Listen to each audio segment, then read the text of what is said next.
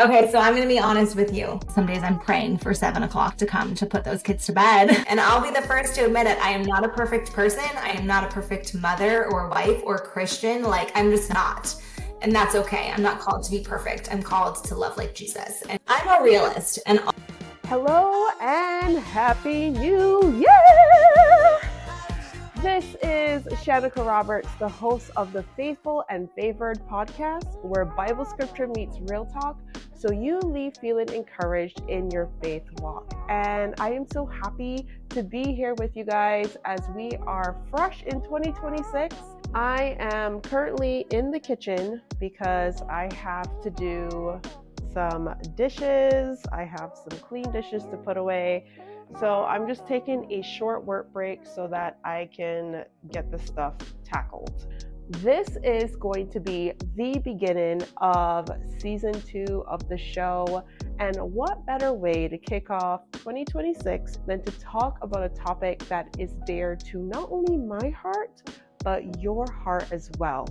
I know that there are a lot of listeners of mine who are busy moms who have to manage and juggle it all. One thing that we're always trying to do at the start of a new year, in addition to all of our other New Year goals, is to figure out how we can be more consistent in our walk with God.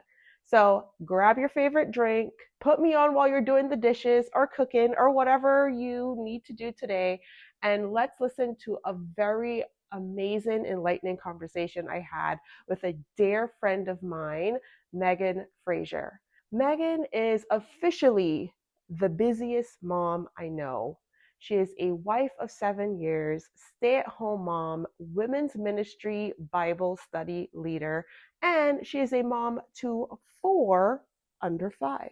Yes, you heard me correctly, 4 under 5, including a set of adorable 2-year-old twins. Megan sits down with me and we talk about guilt and we talk about practical ways in which moms can still incorporate that precious one-on-one time with God into their daily lives. Let's amp up the consistency and let's ditch the guilt as we go through this episode together. Hello, friends, and welcome to the Faithful and Favored podcast, where Bible scripture meets real talk, so you leave feeling encouraged in your faith walk. And I am so excited about today's episode because I have my dear friend, Megan Frazier. She is here to talk to us about how being a busy mom, because she is very busy, how she makes time for God in the midst of her kids. thank you for having I'm me. so excited that you're here, I'm so Megan, excited. to share some takeaways with us. Yes. As we kick off our conversation, I was wondering if you could tell us a little bit about what a typical day is like for you. A typical day is honestly pretty boring. I laugh because like my mom told me, so I have 3 siblings, so I'm the youngest of 4. My mom's like, your kids are the most structured kids I've ever met in my life. And I was like, well, my oldest daughter especially like thrives on structure. So our days are pretty like typical, and they're pretty much like almost the same every day, right? Like obviously we deviate, we do different things, and life happens, and you gotta roll with the punches. And I'm very a go with the flow type of person, type of mom. I get up, I love to get up early and have coffee to myself, but my youngest son is like absolutely not, and he gets up with me and we have coffee together. Everyone is up in my house by 6:15.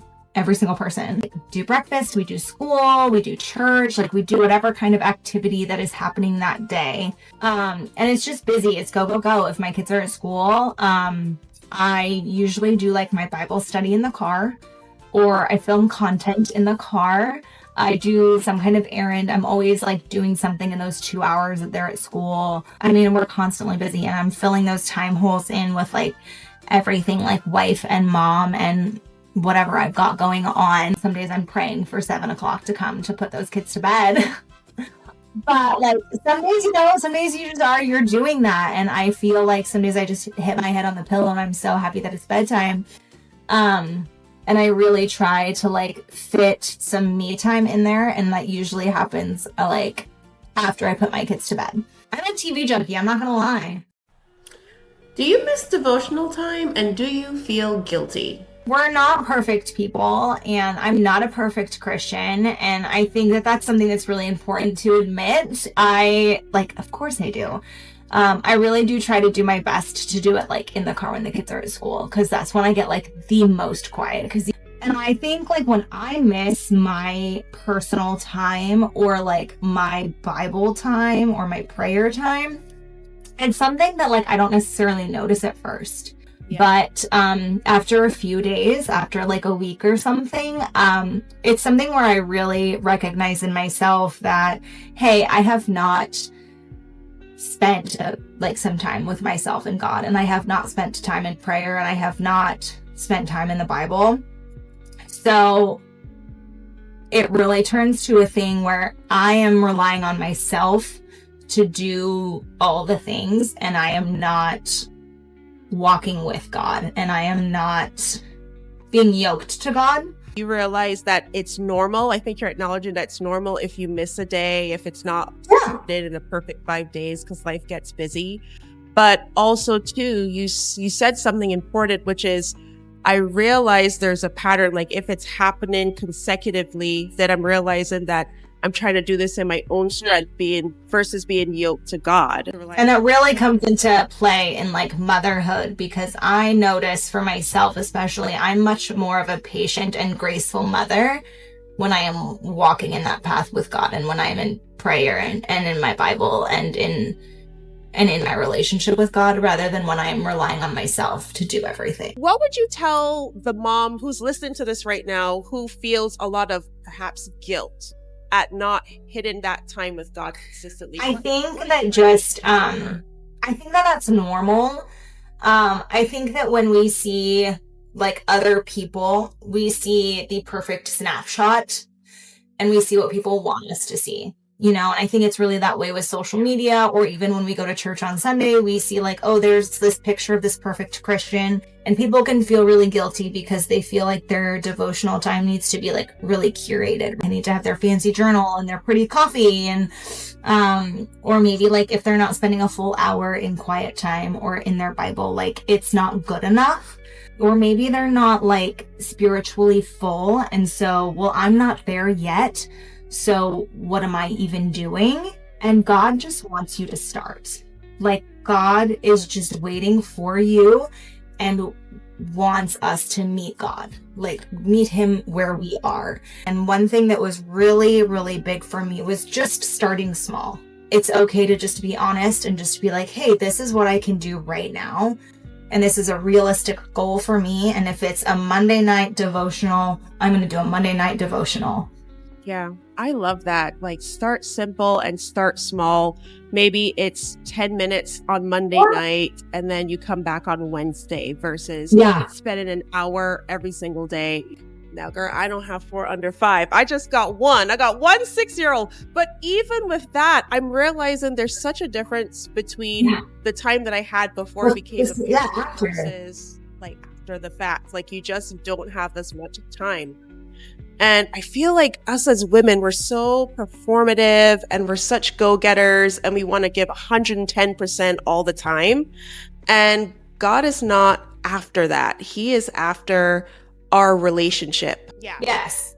He wants us to have a real, honest relationship. And if that means 5 minutes before you go to bed, if it means, while you're like in the shower, whatever, if you're in the car, like it's okay. I do so much of my prayer time in the car because that's where it's quiet for me. That's where I can just like sit and be with God.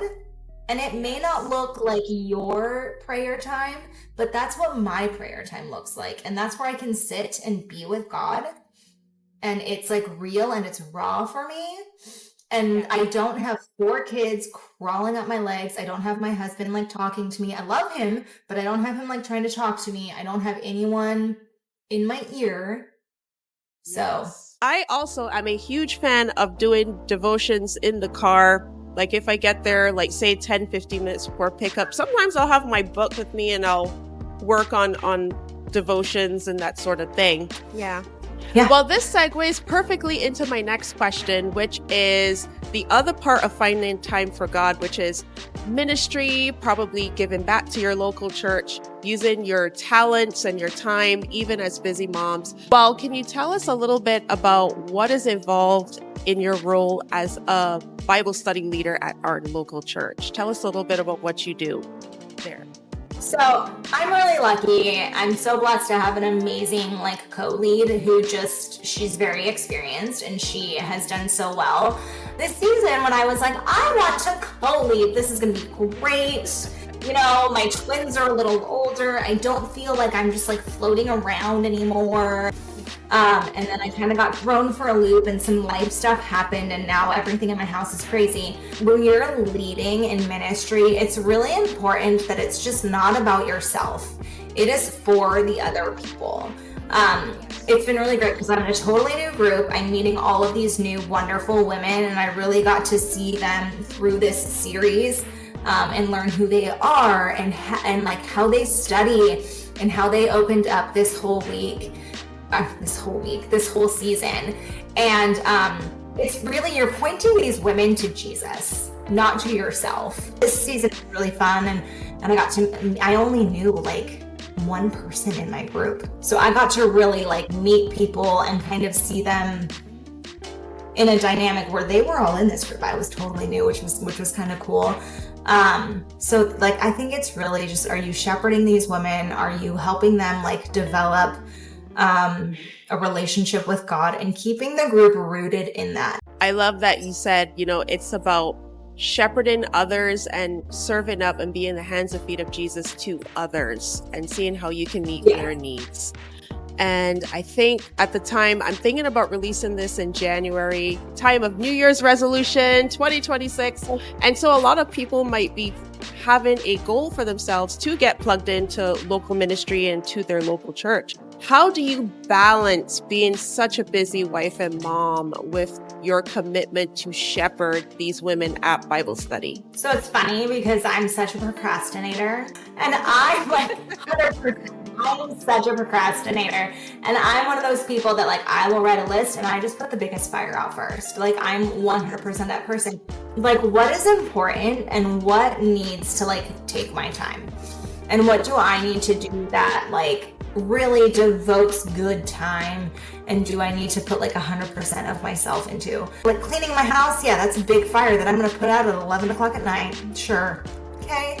But when it comes to my Bible study and things like that, I really just make sure, am I communicating with the group? Am I putting time into my Bible study? The big things like that, it's just making sure you have set time available. I truly believe that people make time for what they want to make time for. No is a full sentence. It's okay to say I really can't do that. I don't have time on my plate to do this or that. I have little kids. So if I can't be there before 9, I can't stay past 11:15, and I have a great co-lead who totally understands my season of life is different than hers. Anything that is after a certain time, I don't stay late to, but I have a great co-lead who supports me in that. I think a lot of women struggle with feeling like they have to say yes to everything. Yeah. And perhaps if you're trying to be intentional about spending more time with God and getting plugged into ministry in 2026, you're going to think I need to say yes to everything, but you're saying no. It's okay to say no and rely on God's wisdom. He's going to let you know what you should say yes to and what you should say no to. And that's okay. It's okay to not be the person who's serving in 10 areas. It might be okay for Jane Doe to be doing that, but I don't need to. I'm not competing with anyone else. I am called to love like Jesus, and I am trying to develop my relationship with God and raise my kids in a godly home. It's not a competition. And also being busy wives and moms, I think it's so important to always remember that our biggest ministry is in our home. You don't need to say yes to 10 things at church because guess what? You've got someone at home who's looking up to you And God has made us stewards over that little life, to steward them, to teach them about Jesus. It's our job to shape that. It is our job to raise them, to shape them, and most importantly, to teach them about God and God's love. It's not to put on a show for other people. I think a lot of people like to do a lot of ministry and a lot of good works outside the home, because maybe it feels easier. There's more eyes on you. People are like, oh, wow, like, look at Shanika, she's doing this. Whereas ministering in the home, there is no glory. It is messy. Sometimes it's literal mess. It's like throw up. It looks like throw up on your clothes, and it looks like a pile of dirty laundry. But like, that's the ministry that I feel like matters the most. Okay, this is good. We're going through these questions. Okay, I want you to share with us, just given your busy life, given the fact that you are doing all the things, what has been one simple practice that you have been able to implement that has transformed your faith walk? So I think there's a couple. I used to like really struggle, and like I kind of touched on this earlier, of like, when you see these perfectly curated people who like exude like, I'm a perfect Christian. So I just kind of like started small. One thing, when I was living in Maryland, my husband was in the military. He served in the Navy. So when we were stationed in Maryland, I was going to a church there, and I was doing a women's Bible study. And one of the women, she was so amazing. She hosted us, and she just gave like all these amazing like tips and like little tidbits. She had 5 girls who were older than my kids. And so one thing I just started doing was like praying in the car. And like now it's such a habit. I do it every single day. Like almost like I think it's like every time I drop my kids off, and I'm either alone in the car or I just have the twins, I just pray in the car for at least 5 minutes. And the other thing that she mentioned that she did is she added 60 minutes of worship music into her day for her family. And it was just like, and I was like, you know, I'm a millennial. Some of the music I listen to is just, you know, it's bopping. It's great. We grew up with some great tunes. But like, you know, some of that language is not so great. And I'll be the first to admit it. I am not a perfect person. I am not a perfect mother or wife or Christian. Like, I'm just not. And that's okay. I'm not called to be perfect. I'm called to love like Jesus. And when I hear bad language, I speak bad language. So I took that 60 minutes of worship music, and I started just doing that. Like Hard Fought Hallelujah. That's like my favorite song right now. Well, so when I started doing that, what I noticed that happened is like it was more than 60 minutes of worship music. And I found music I love. You don't have to like say like, oh, it's worship music. And I find something you love. There's so many different genres of worship music, right? So yes. I would just turn it on the TV first thing in the morning, like when we get ready, because we don't have TV on in the morning. I would put it on in the car.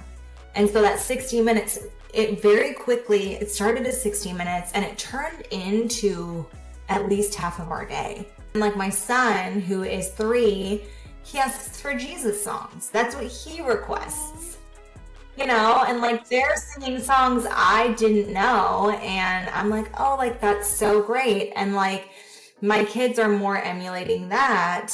And these are songs now that I am learning. And it was such a simple thing for me to just flip that switch of like, well, I'm just going to listen to 60 minutes of praise and worship. Yeah, you know what? I recently had a conversation with Sarah Landon. You know Sarah from church. I love Sarah. Yeah, I love her.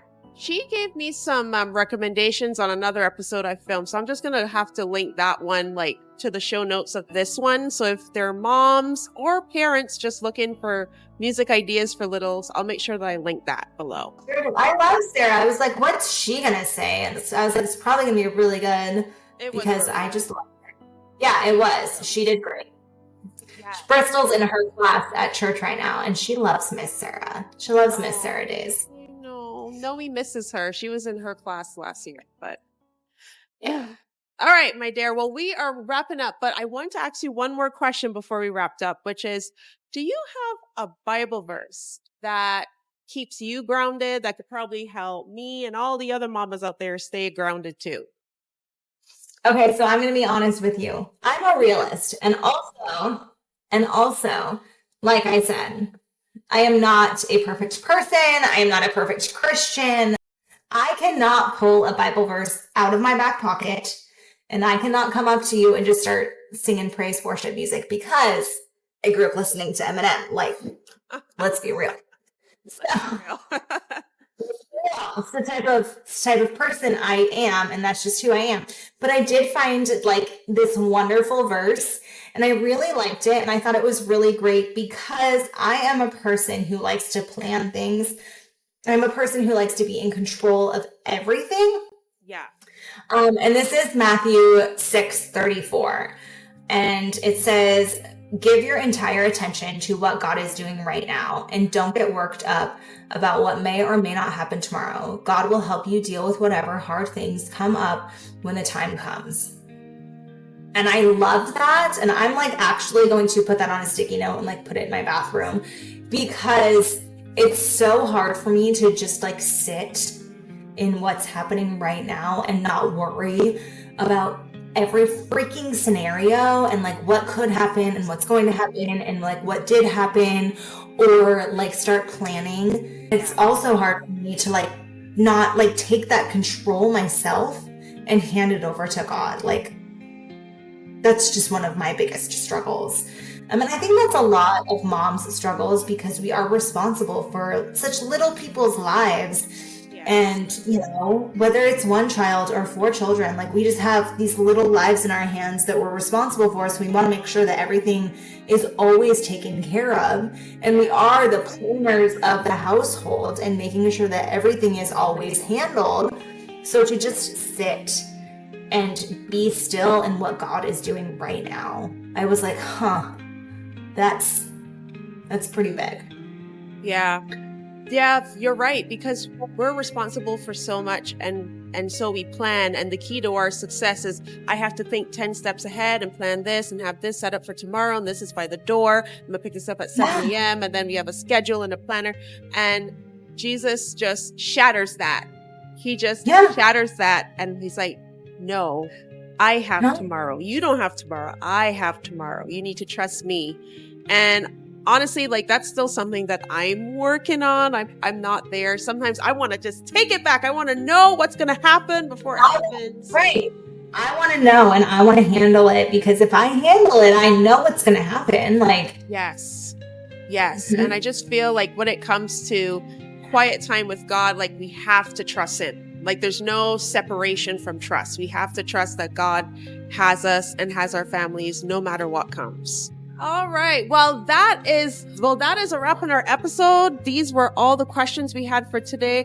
Oh, Megan, thank you for coming. You are so real and you are so good at this. And you should you need to get back into podcasting, but thank you. Thank you. I would love to. I think about it a lot. And I think when my twins get a little bit older, like I just need to.